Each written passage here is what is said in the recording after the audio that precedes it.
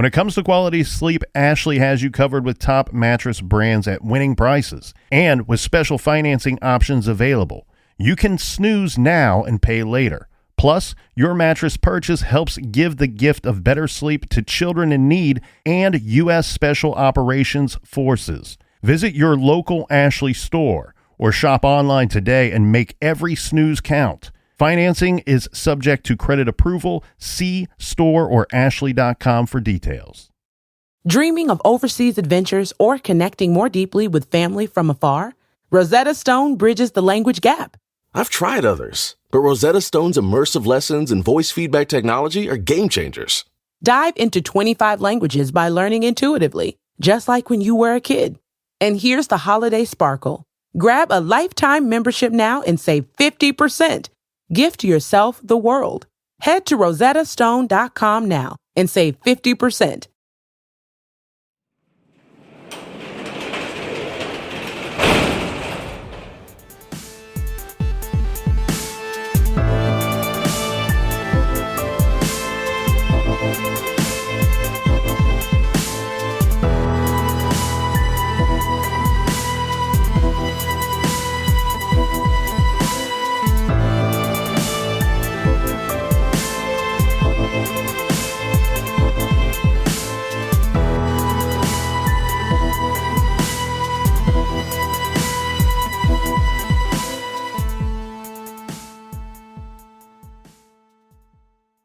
Welcome to True Crime Garage. Wherever you are, whatever you're doing, thanks for listening. I'm your host, Nick, and with me week after week is a man who is taking his time and choosing his lines. He is the captain. Yeah, maybe I should choose my words more carefully. I fumble more than Mark Sanchez fumbles over butts. It's good to be seen, and it's good to see you. Thanks for listening. Thanks for telling a friend.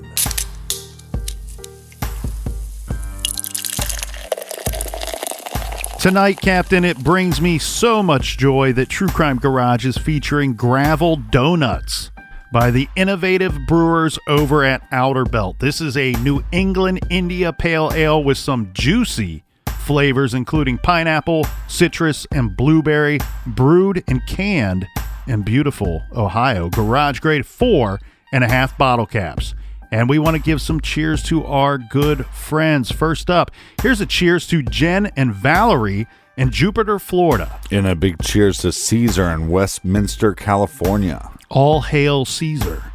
Sam in Austin is getting a cheers. He's in Austin, Arkansas, who says, I like your jib, Capitan. Yeah, ban the tan sedan. And a big shout out to Jane in Springville, Utah. And next up, Captain, we have Timothy in Bedford, Australia.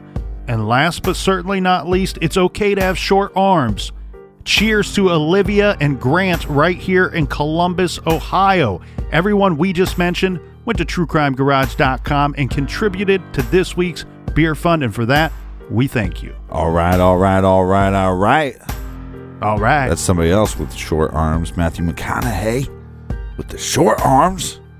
That was in reference to the cheers. You can have short arms for that cheers because they're right here in Columbus. Oh. Only somebody with my dumb mind would get that. For all of our old episodes, make sure you download the Stitcher app because it's free. And check out our bonus show called Off the Record. And that is enough of the business. All right, everybody gather around, grab a chair, grab a beer. Let's talk some true crime.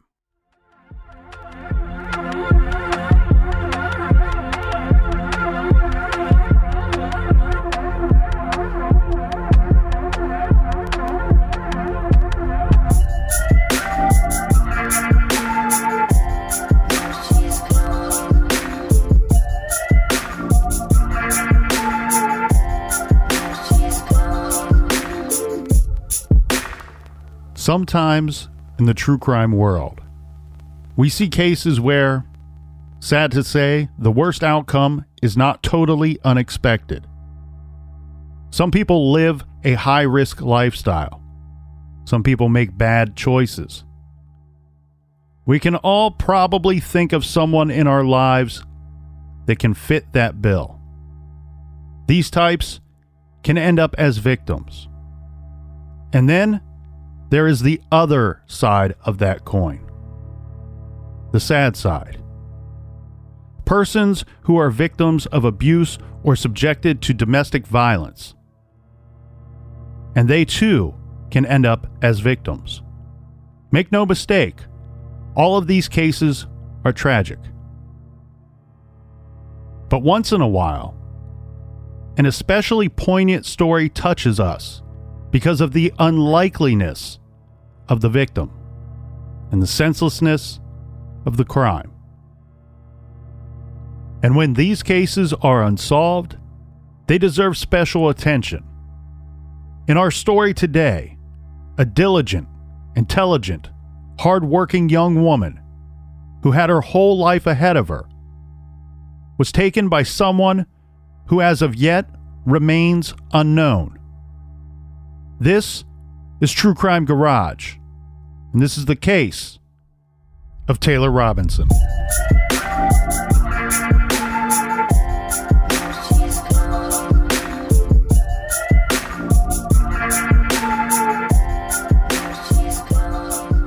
Taylor Robinson was born on January 28th, 1994 to parents Carmela Robinson Rucker and Winslow Sanders Jr.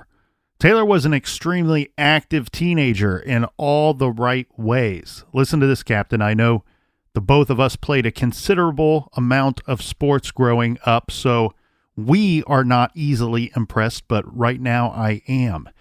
At her high school, Taylor competed in volleyball, softball, track and field, and she was a cheerleader.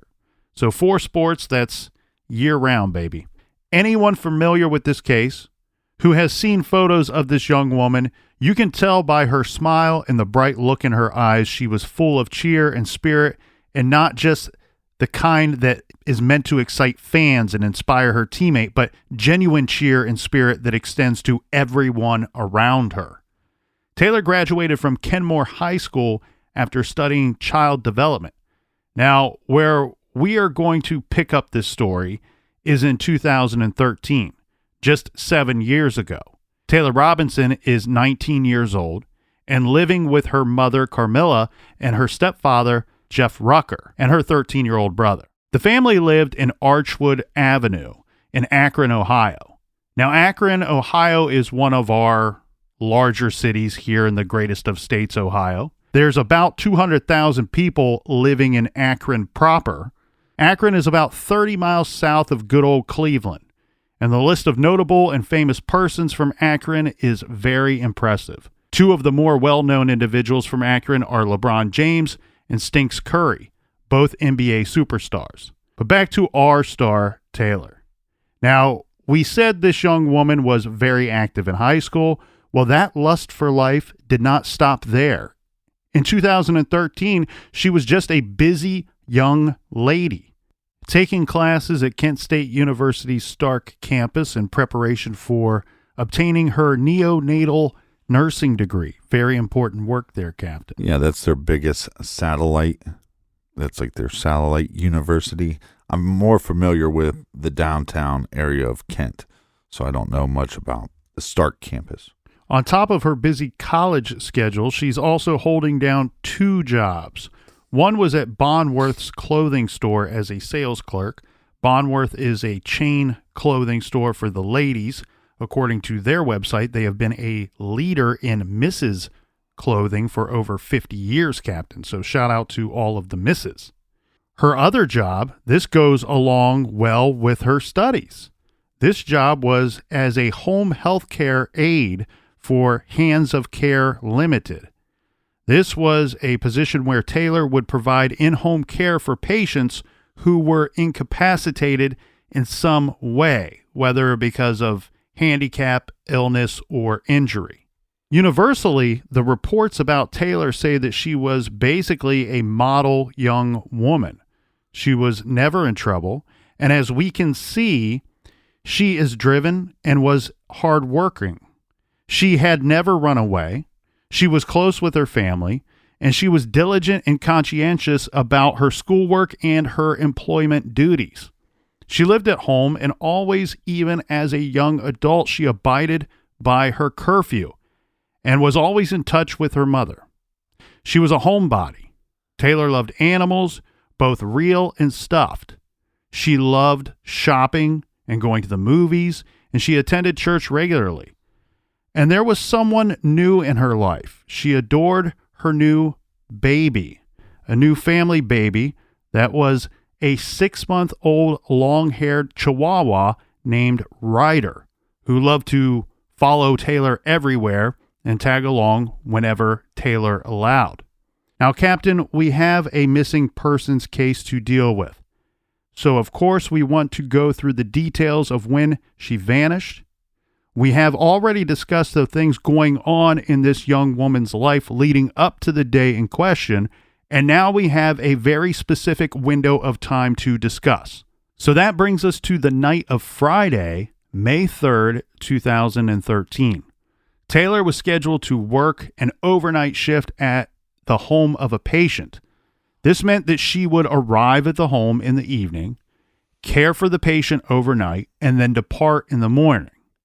This has been a long-term situation. I don't know for certain how long she has been in this position, but at this location, it's been for several months, maybe even about a year. Right. Taylor's patient needs cared for pretty much around the clock.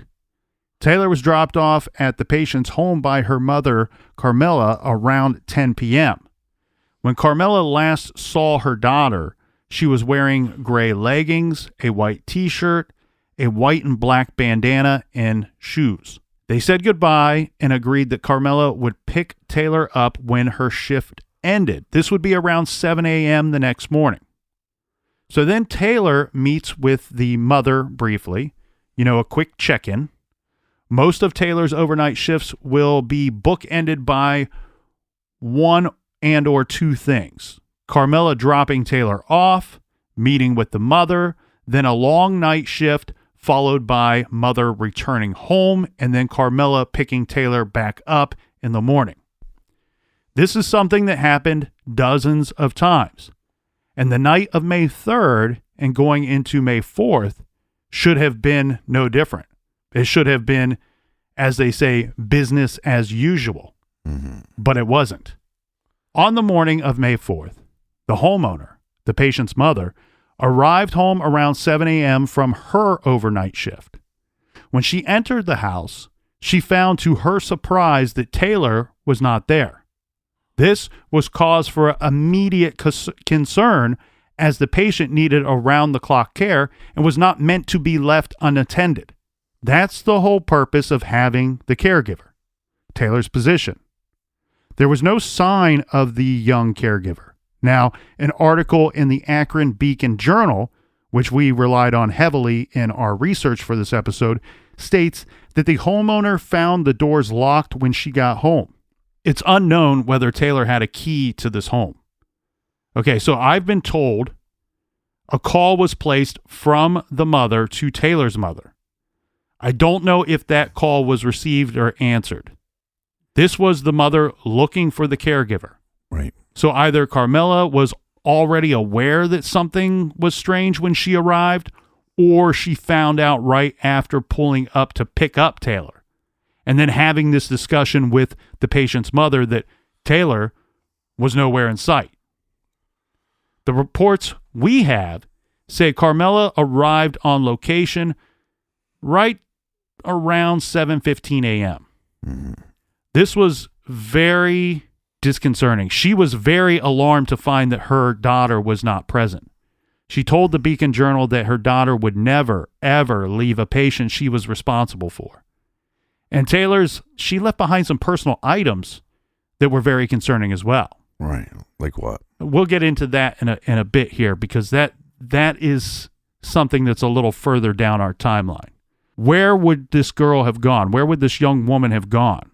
So the alarm was raised. Taylor's mother and stepfather, they're on alert.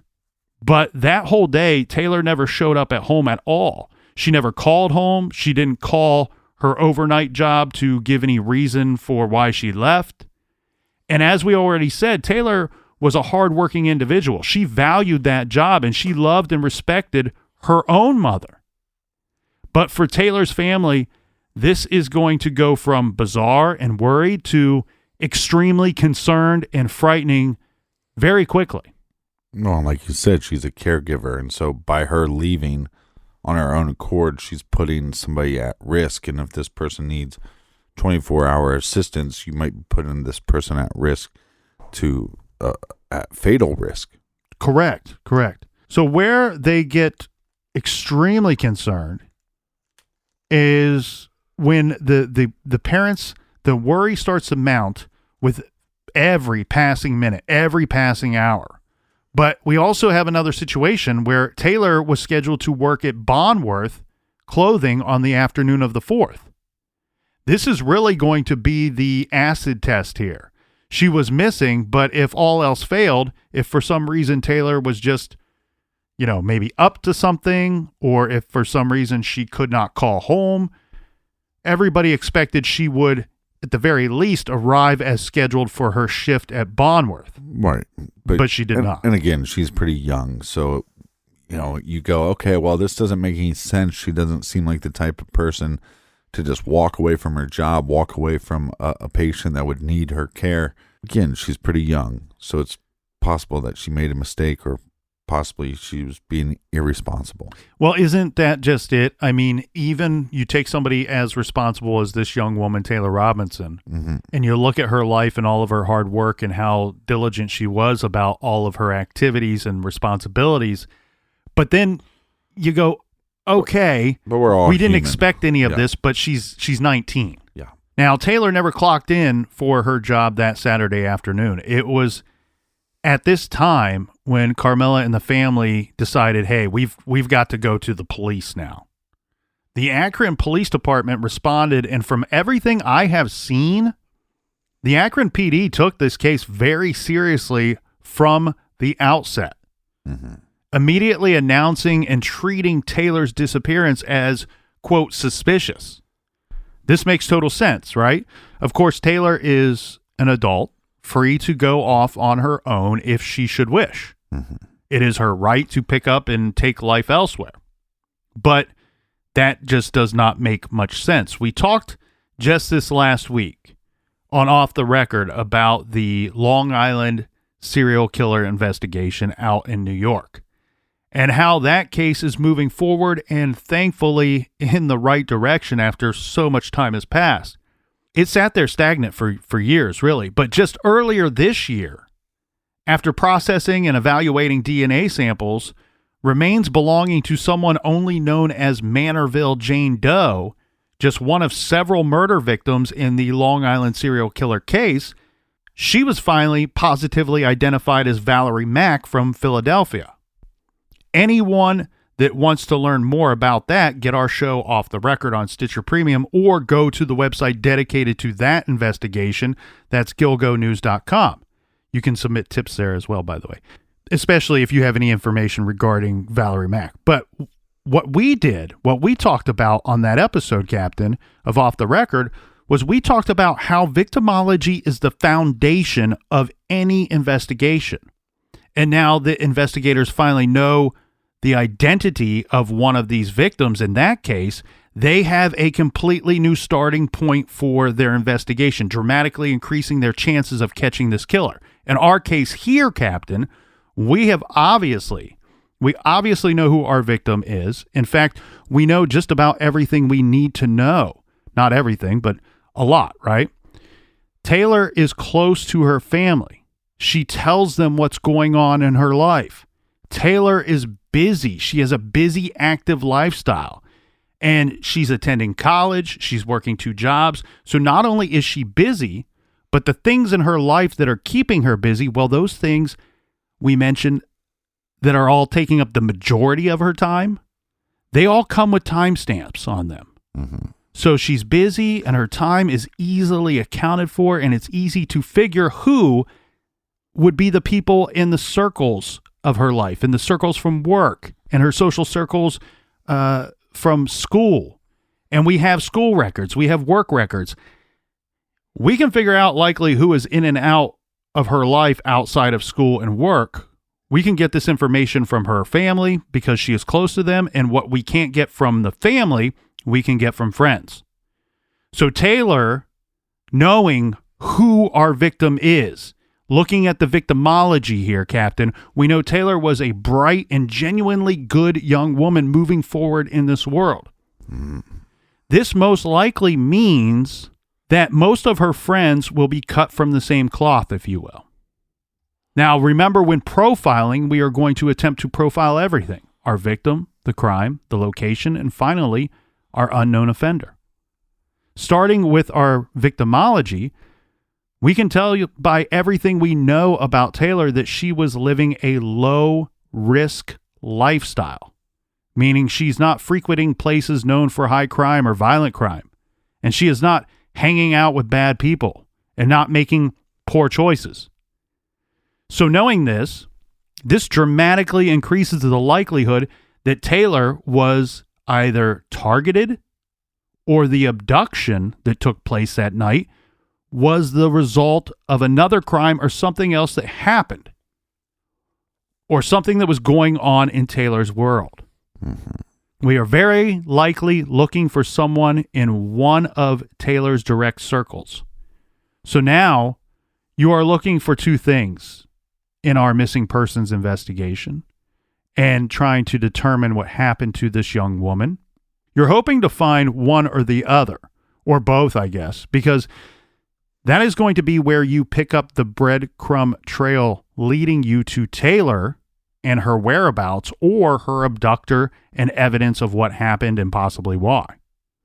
You're looking for who had the means, motive, and opportunity to take her, meaning someone had a reason for targeting Taylor and the ability to carry out the crime, or looking for something that happened in her life that would later trigger this abduction and set the crime into motion.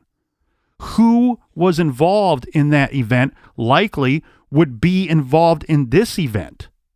So what is the event, and or who would target her?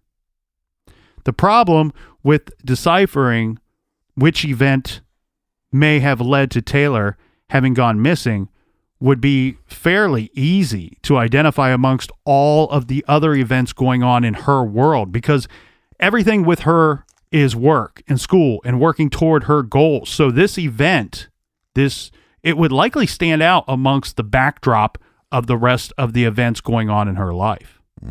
But by the same time, you are hoping that someone, one of the many very good persons in Taylor's life, is aware of this event. But here's the troubling thing. Often something so powerful that would cause someone to have the reaction of abduction or even possibly worse, well, often one does not sit around and wait to react, because this very likely is just that some type of hurtful aggression reaction. And often that means that the event that set this type of terrible reaction into motion likely went down a short period of time before whatever happened to Taylor. And unfortunately, that could be just minutes or even seconds before she went missing.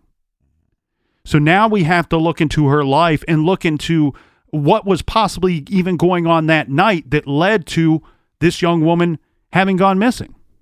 While we are thinking through the scenarios of either Taylor left work for some yet unknown reason and never returned, or someone forcibly removing her from her work, either way, I would say hope is fleeting. And we say this because based on our victimology, we can say with almost 100% certainty that this young woman did not just take off and leave her family high and dry. So again, we're back to square one. Someone took Taylor, but who and why?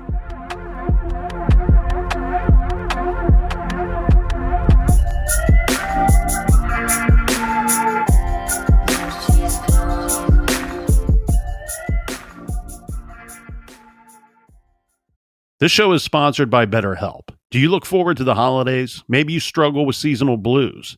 This time of year can be a lot, and it's natural to feel some sadness or even anxiety about it. But adding something new and positive to your life can counteract some of those feelings. Therapy can be a bright spot, something to look forward to make you feel grounded and to give you the tools to manage everything going on. If you're thinking of starting therapy, give BetterHelp a try. It's entirely online, designed to be convenient, flexible, and suited to your schedule. Just fill out a brief questionnaire to get matched with a licensed therapist and switch therapists at any time for no additional charge. Find your bright spot this season with BetterHelp. Visit BetterHelp.com/garage today to get 10% off your first month. That's BetterHelp, HELP.com/garage.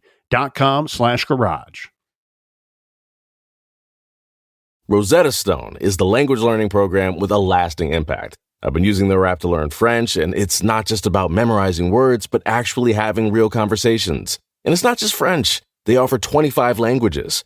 Right now, Rosetta Stone has an awesome holiday deal, 50% off their lifetime membership. Every language, unlimited access forever.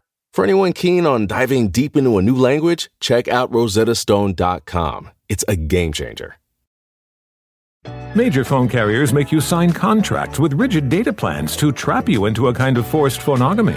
Sounds pretty insecure if you ask me. At Consumer Cellular, we believe in a more consensual and healthy form of phonogamy, free of contracts and more flexible to your data needs. This way, you stick around not because we force you to with contracts and fees, but because you love our phone plans. Like ardently love our phone plans. Phonogamously. Consumer Cellular. When freedom calls, we're here to answer. Call us at 1-888-FREEDOM.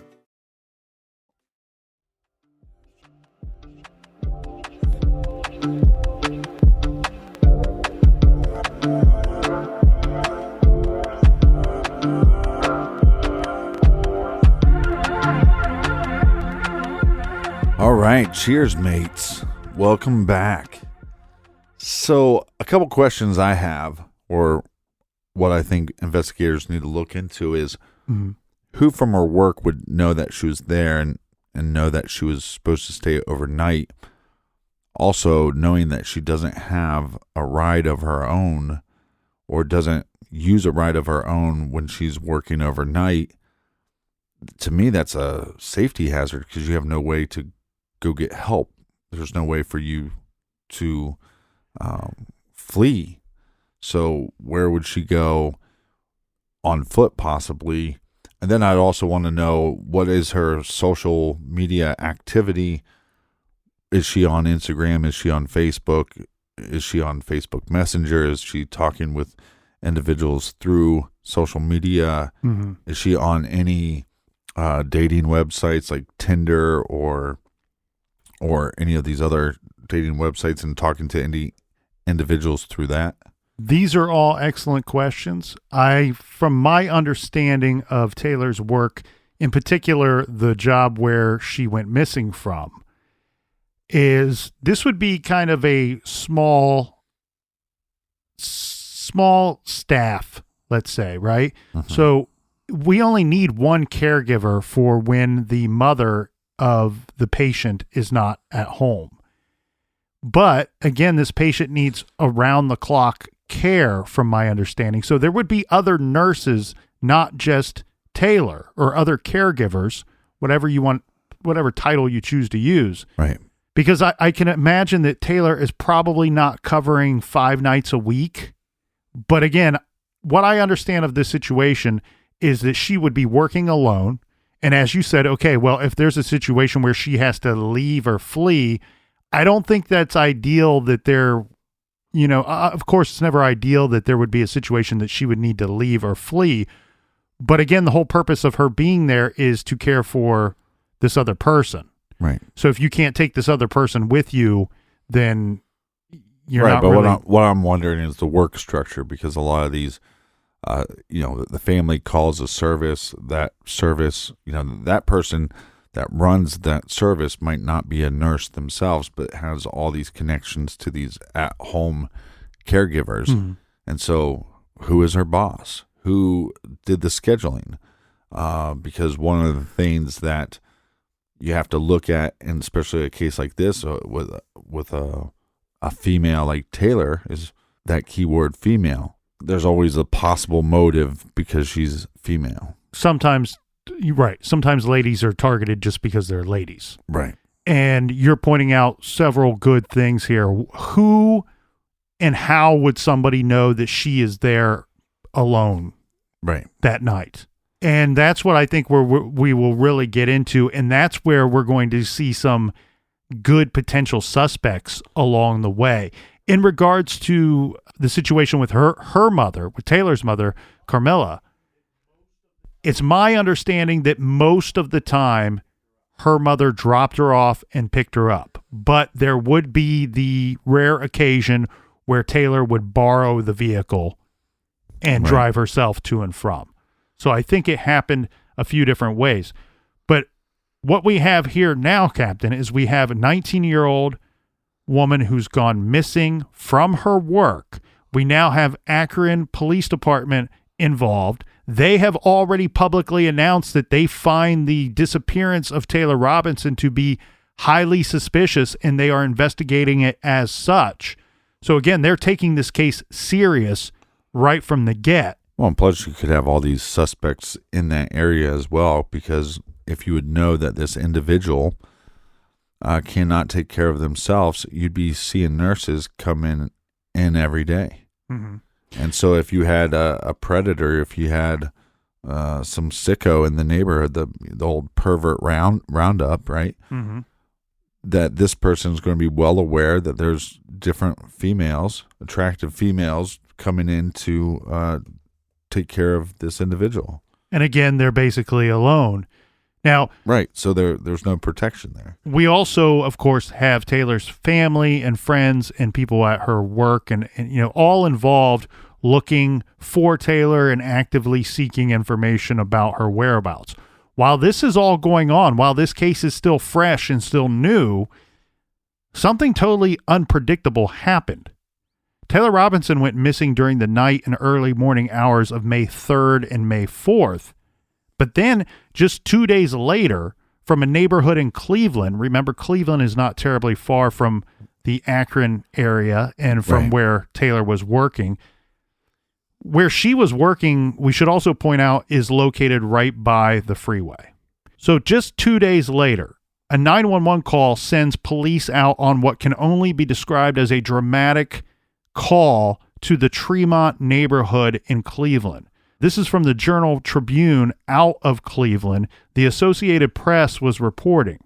The 911 call, the woman caller, her voice was frantic and breathless, and she was choking back tears. The woman caller said, "Help me. I'm Amanda Berry. I've been kidnapped and I've been missing for 10 years. And I'm here. I'm free now." Who is Amanda Berry? She is a 27-year-old woman who disappeared at the age of 16 in April of 2003. Mm-hmm. Amanda Berry was working at Burger King. She left her job at the end of her shift to go home. She never made it home. A man named Charles Ramsey said he was sitting in his house eating McDonald's.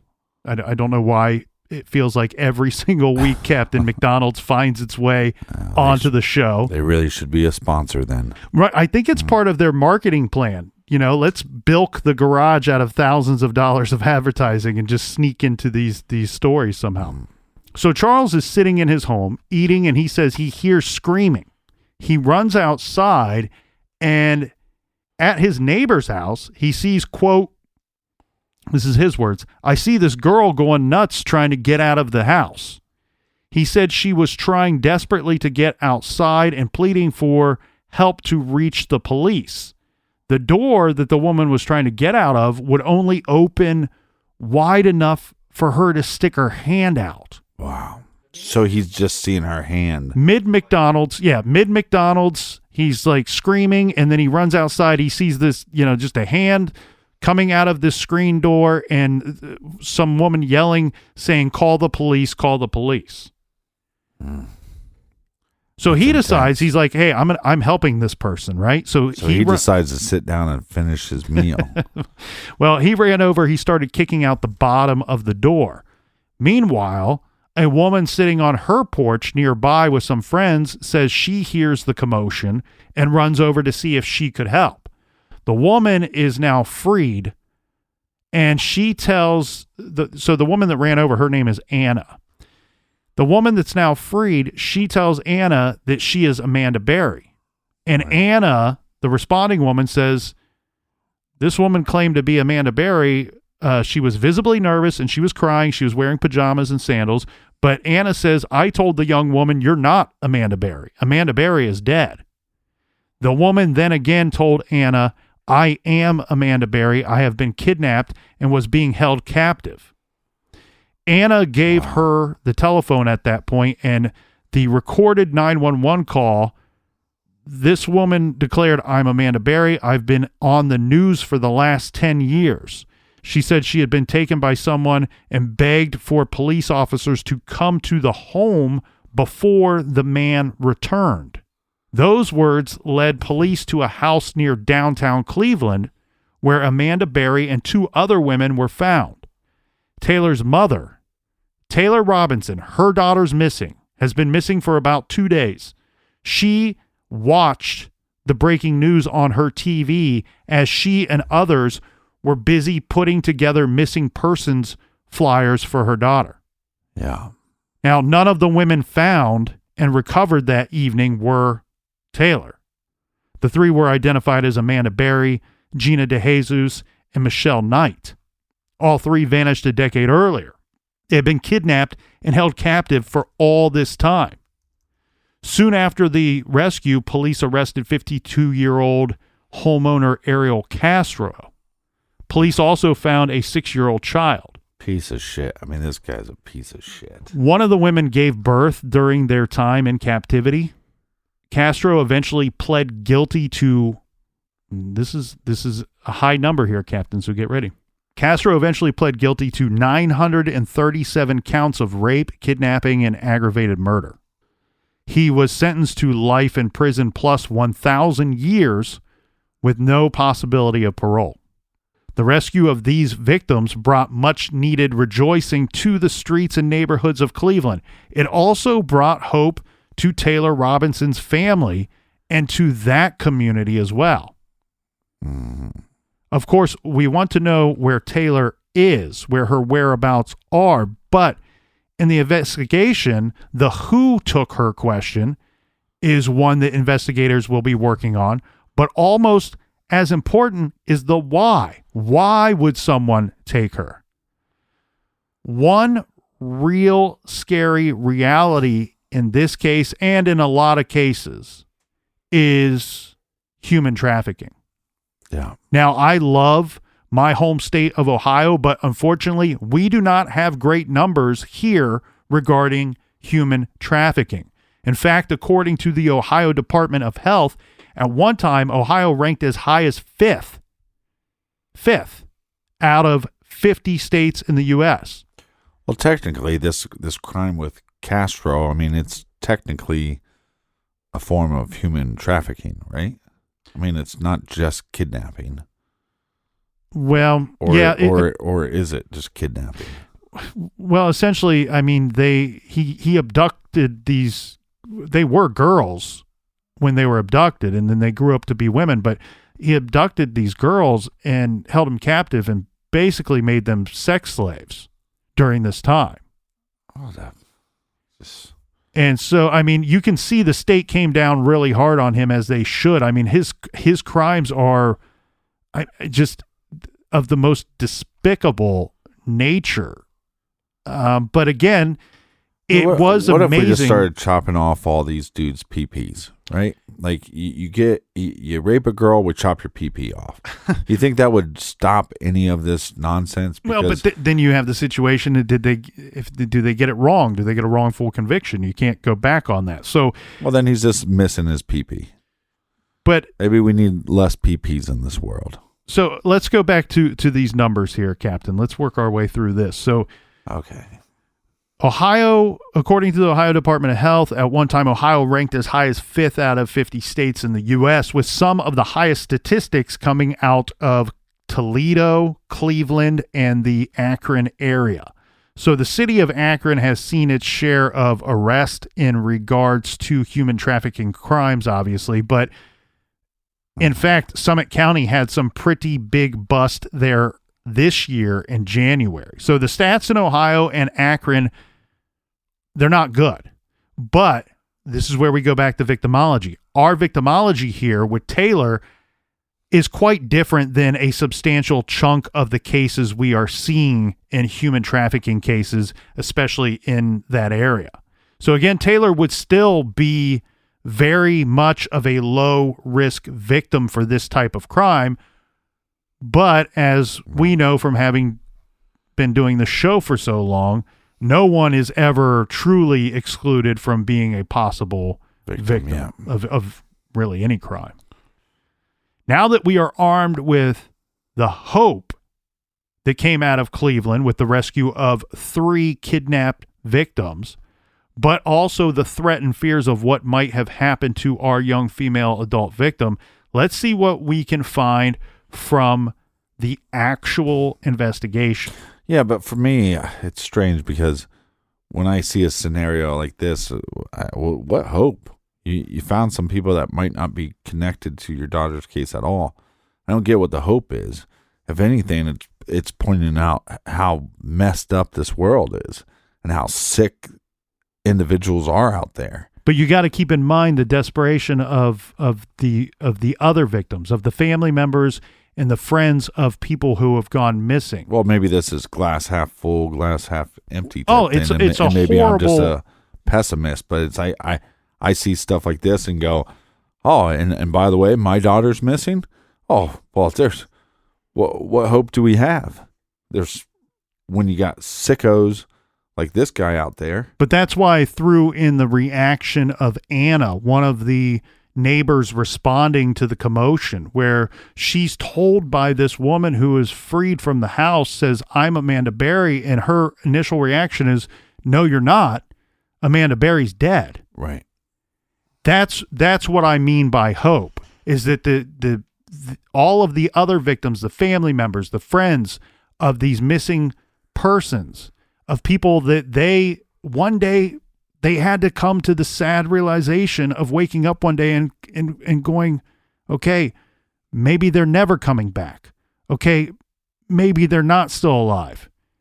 But then you see something like this where a whole community, you don't move on, but a whole community just accepted the fact that these 3 women were probably dead or are dead. Right. And then this, again, something totally unpredictable, boom, one day, all of a sudden, that's not the case, that they are still around. And thankfully, they've gone on to be able to get relationships back with their families and have families of their own. So you want to talk about go time, though, too. I mean, to hear the screams or to hear her yelling from that house, because there was probably, I mean, you said she was missing for how many years? 10 years.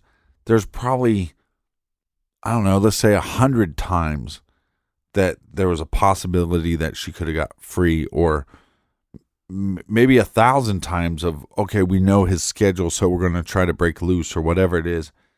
And now you have this moment where the door is cracked or something. You got your hand is in the land of freedom, right? Mm-hmm. And you're screaming for help. But if Castro came home at that moment. I know, but what I'm saying is for that neighbor to hear that. And I want to talk about go time. Mm-hmm. You know, a moment of what kind of person are you deep down, and how fast do you react, and because you also don't know what's on the other side of that door. I mean, you obviously probably know your neighbor enough to know that there shouldn't be some girl screaming, but I'm just saying, like, you don't know if he's there. Mm-hmm. Well, and it's a day that nobody in that area has forgotten, and it will remain that way for a very, very long time.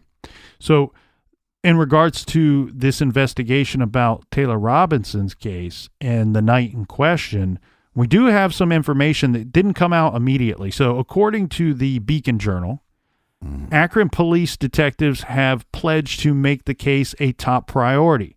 To that end, 38 officers and detectives spent days scouring the area around the location of Taylor's shift on the night in question. Some of this time was devoted to scrutinizing abandoned homes garages, and anywhere else in the largely residential neighborhood where the young woman could be. Further, the FBI provided 4 agents to assist in the investigation from the 3rd day on. The investigation looked into Taylor's friends and associates.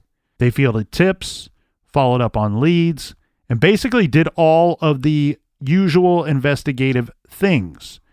Meanwhile, the family handed out flyers and searched the streets looking for any sign of Taylor. Taylor's stepdad seems to have taken on a significant role in looking for her. He spoke at rallies and vigils and was instrumental in handing out flyers. I'm going to throw this out there as a bit of an aside so we can kind of just move on from it. There are some things about this investigation that I am aware of and that I'm not allowed to clarify or go into detail of. One thing that I have seen in some areas is a question: would the stepfather, has he ever been a suspect or looked at by police? Right. If he ever was looked at as a person of interest, it has never been mentioned in any newspapers at all. And from everything that I see, again, he's up front and he's helping lead the investigation. He was, even though he's her stepfather, he was very much in the role of her father, of her actual father. Right.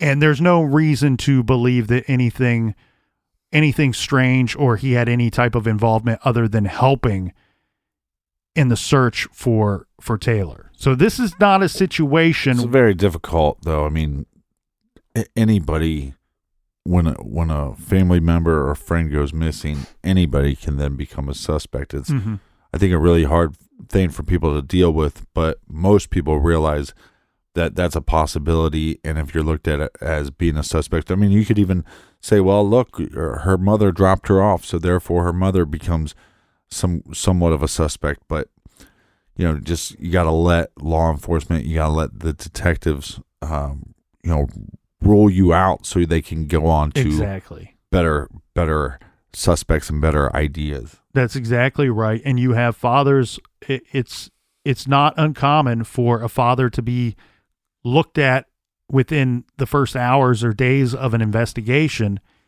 And just as you said, that's a sucky situation to be in.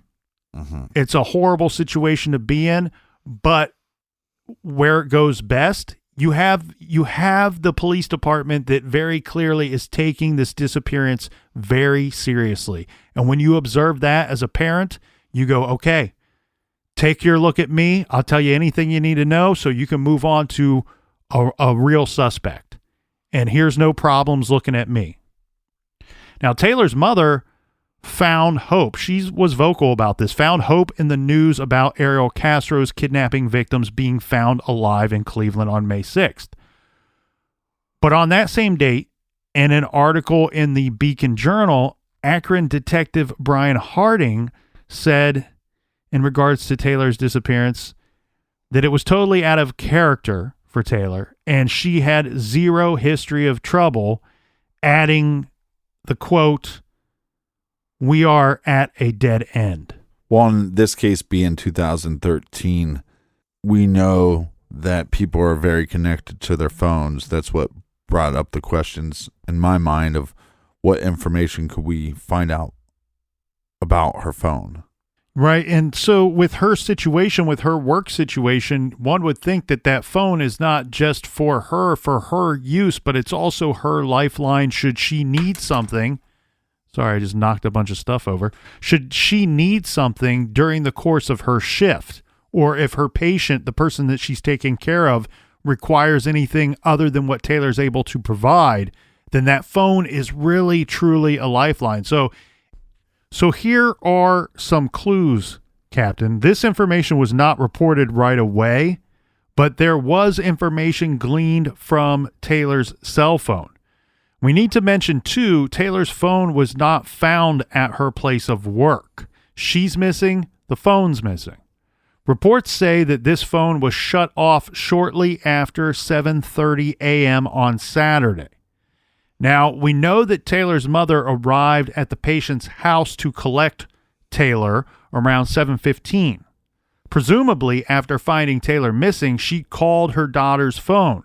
However, it is not stated in any reports that I could find what happened when she called. Did the phone ring? The reports all say that it was shut off right around 7:30, so presumably it may have rang when Carmela called, but she was never able to get a hold of Taylor. Right. There was other information on the phone as well, and I believe this information is very likely evidence. It's evidence that could shrink the window of time a bit in this investigation, narrowing the gap between the start and the end of Taylor's shift to hopefully point out where we can say, okay, we know what time she started work. We know what time it was supposed to end. She went missing during the middle, sometime during the shift. Right. We want to shrink that window a little bit and be able to go, okay, sometime between here and here is when we believe that something happened to this young woman. Taylor's phone had been used on the night of May 3rd to interact with some people she knew. Here's what we know. An ex-boyfriend whom Taylor dated up until recently called her cell phone late Friday night. That call, by reports, lasted 2 minutes. Now, the exact time of this call has never been published. But to me, when I see those reports in the newspaper that say late Friday night, obviously we're looking at before midnight, before the midnight hour of her shift. Right. I did some digging and I've spoke to some people close to this investigation and just flat out asked, do we know what time or can somebody tell me what time that call took place? And I was told a very specific time, that phone call was at 10:16 p.m. So shortly after her shift began. Now pay close attention here. Taylor or someone, this is other information regarding her phone, Taylor or someone using Taylor's phone texted a friend at about 5 a.m. on the morning of the 4th. Reports only state that this text made vague reference to seeking a favor from a friend. This text received no response. We don't know anything more about that text. But it's a text that you say is seeking a response about a favor to a friend? Correct.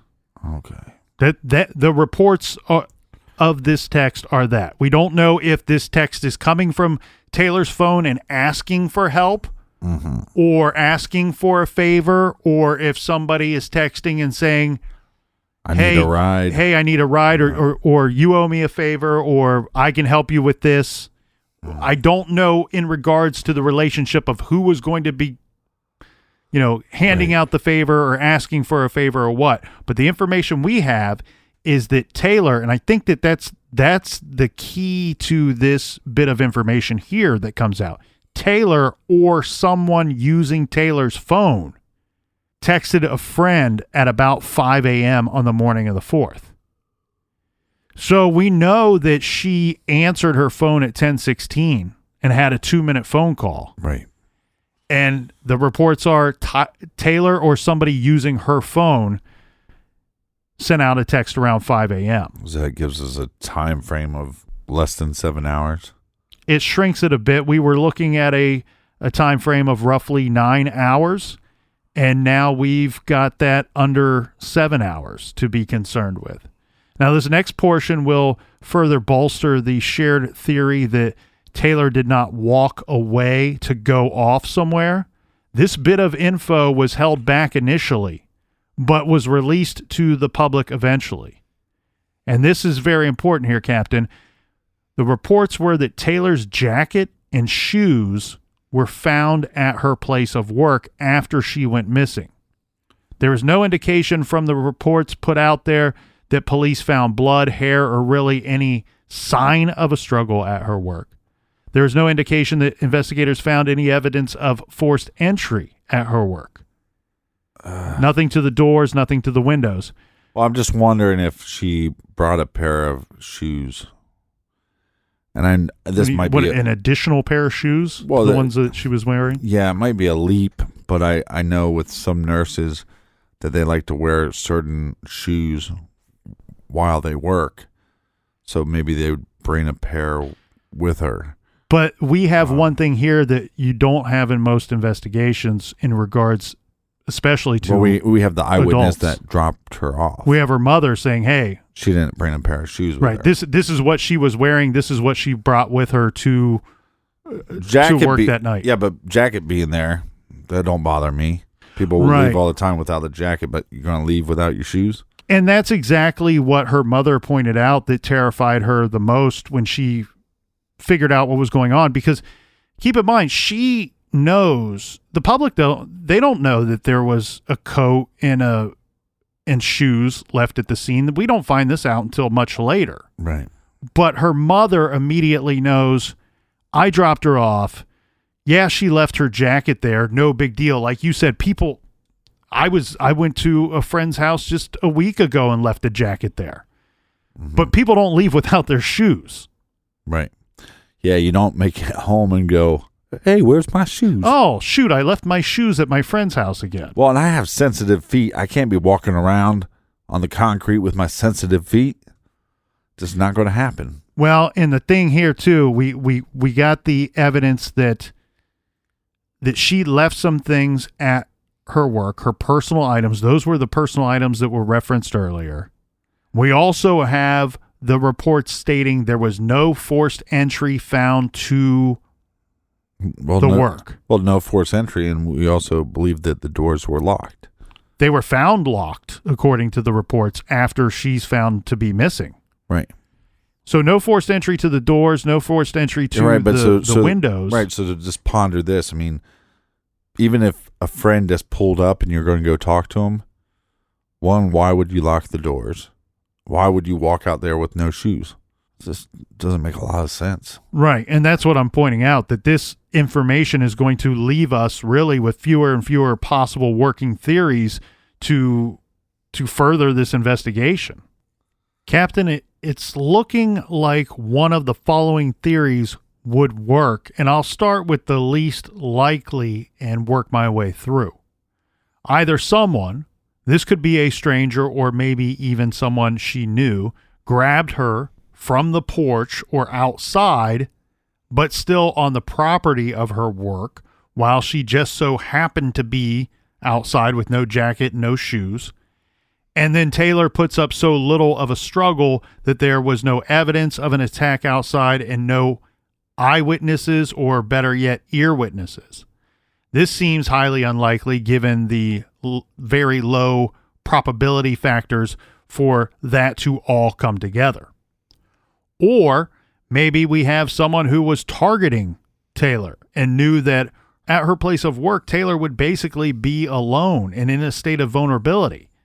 And if it were a stranger, perhaps using a ruse of some sort, convinced Taylor to open the door or maybe even let him in.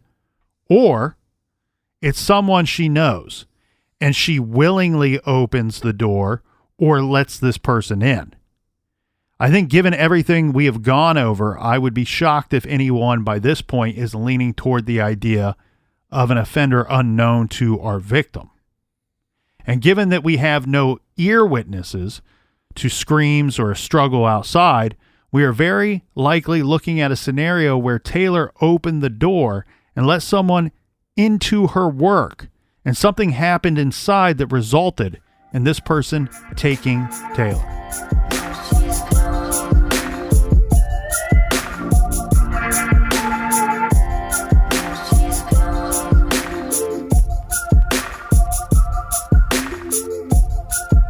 For everything True Crime Garage, check out truecrimegarage.com and make sure you sign up on our mailing list. And we got a bunch more to get to tomorrow regarding the case of Taylor Robinson. Please join us back here in the garage. And until then, be good, be kind, and don't litter.